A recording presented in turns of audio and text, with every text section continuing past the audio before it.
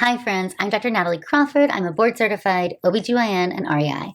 So I'm a fertility doctor and I get asked questions every single day about your body, your health, your fertility, and I am here to answer them and help you advocate for your own health even better.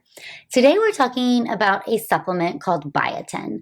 Now, very few people go and think about taking Biotin. Oh, I'm going to go get some Biotin today. But what's super interesting is that many people are taking way too much biotin, and that can actually cause a problem when it comes to your fertility treatments. And it can have some negative impacts because it makes it harder for us. So this is a very quick video on something I wish everybody knew, especially if you have infertility, if you're getting any hormones tested, or if you're having any issues and hormone evaluation is a part of that, because biotin can throw things off. So first of all, let's start with what is biotin.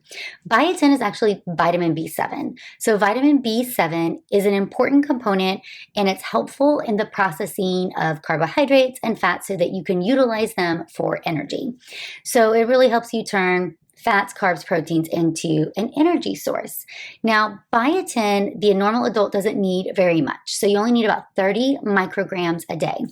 And you can find biotin in a lot of the foods that you eat. So seeds and nuts, many vegetables like sweet potatoes, broccoli, spinach have high biotin, and then eggs, meat, seafood. So a lot of the foods you might encounter have biotin in them.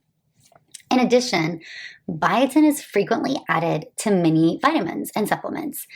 Many people might associate biotin with hair, skin, and nails.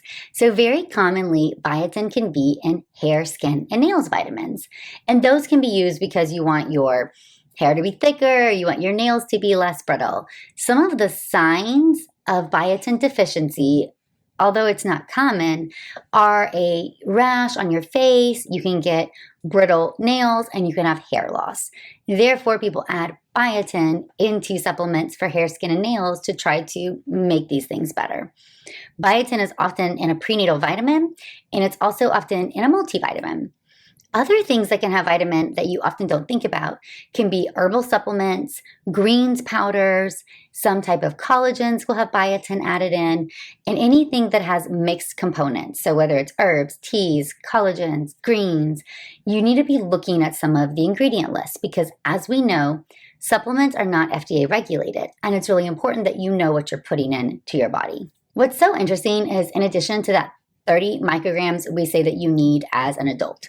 What does a pregnant person need? 30 micrograms. It's actually the same. You don't have this huge need. Most prenatal vitamins alone will have somewhere between 30 micrograms to 300 micrograms of biotin. So already 300, you can see that that is 10 times the amount that you need. Many hair, skin, and nails or greens have levels that far exceed this. So we're talking micrograms, which is smaller than a milligram.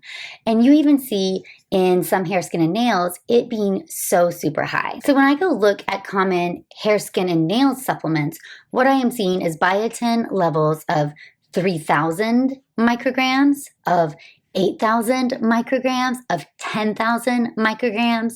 So we're getting, up to 10,000% times what you need, or 10,000% of your daily intake, 10 times, 100 times, 1,000 times what you need. So far exceeding what it is that you actually need to help you have good hair, skin, and nails, or properly take the energy from your food and convert it into a usable form. Why does that matter? Is high biotin harmful? Because high biotin doesn't have side effects, it's not exactly harmful. It's a water-soluble vitamin, and water-soluble vitamins you urinate out. So because your body doesn't store biotin in it, it is one that we don't worry about you overdosing on. Like you can actually overdose on some of the fat-soluble vitamins because they can accumulate in your fat. So biotin actually interferes with steroid hormone testing assays. So things like estrogen, progesterone, thyroid hormone. When we are testing these levels, trying to determine where you are in your cycle, biotin interferes with this. The important distinction is that your body is making a level of which the lab test is not going to tell you. How these lab tests work is it has to interpret how much estrogen or progesterone is in your blood based on how it binds.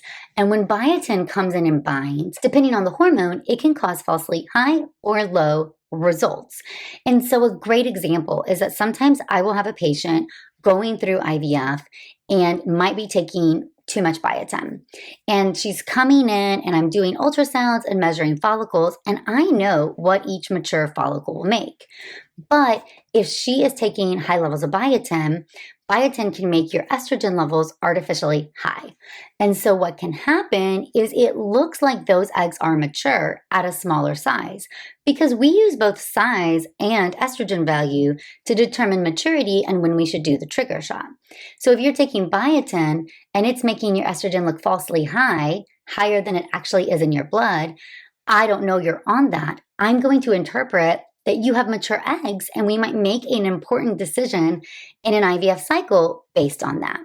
Similarly, can interfere with thyroid. We might adjust your thyroid medication inappropriately based on biotin interfering. So the list of hormones that can have interference include parathyroid hormone, follicle stimulating hormone, luteinizing hormone, sex hormone binding globulin, estrogen, progesterone, testosterone, cortisol, folate, vitamin B12, ferritin, in addition to all the thyroid hormones. So you can see that across the panel, and that is your thyroid antibodies, your TSH. So the reason why biotin interferes with so many hormone labs is that there's a biotin part of the test reaction process. And this has been present for a really long time and has not been an issue because the amount of dietary biotin that people take is rarely high enough to make a difference. The amount of dietary biotin that most people have is somewhere between 30 to 70 micrograms. But if you are intaking more than 1 milligram of biotin, which is 1,000 micrograms, remember we said 30 micrograms was plenty, then this can cause either falsely low or falsely high results depending on the hormone. It's even not the same across these numerous hormones. So this can be really hard for the diagnosing physician, really frustrating for you as a patient. It can lead to wrong diagnosis, inaccurate treatment, and for the example of IVF, we are making decisions thinking that your body is telling us something that it really might not be.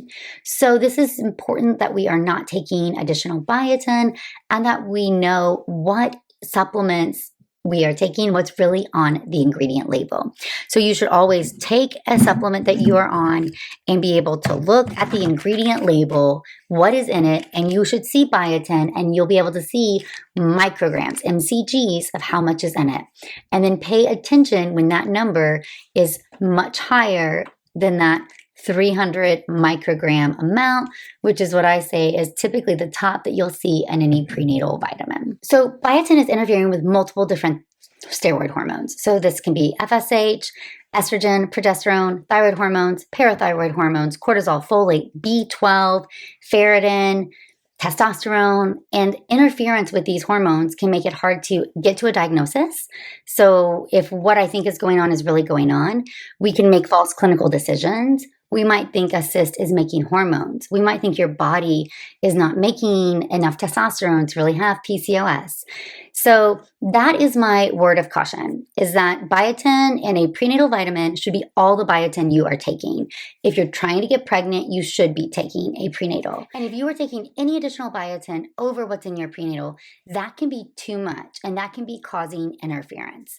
So unless you have been medically prescribed to take additional biotin, and there is a rare genetic disease called biotinidase deficiency where you might need that, you should not be taking these extra supplements. So there's this idea that more is more, and I see patients on a large variety of supplements, but that is more than you need. And I'd really like you to say no and look at all of the supplement ingredients that you have so that you can have the smoothest treatment and diagnosis possible. It's really hard for me because I will see patients with these lab results that are completely uninterpretable, and that makes it hard for you when you know something is wrong and we're trying to get to an answer. So be mindful of what you're taking, look at your supplements, stop additional biotin. What's in a prenatal is sufficient. And when you're going through IVF cycles, embryo transfer cycles, any treatment cycles, please, please, please pay special attention. And if you have been taking it, stop and tell your treatment team so that they can make the proper decisions. As always, I thank you guys so much for being here and supporting the content. Please share, ask any questions below, and subscribe and follow along. Thank you, friends. You can always get more information on the As